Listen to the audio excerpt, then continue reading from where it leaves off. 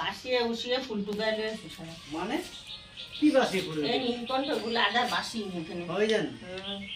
মিশা কথা কমুনি আমি সকাল সকাল না আমি তো উঠেছি জানি হয় না জানি যে কবার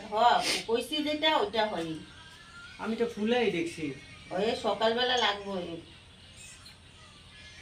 কেন মার হয় না একবার দাইটা কেটে সানঠান কই দাও তবে একবার কইছি না তোর কি হচ্ছে রে বাপার যখন ইয়ে সময় হবে তখন করবো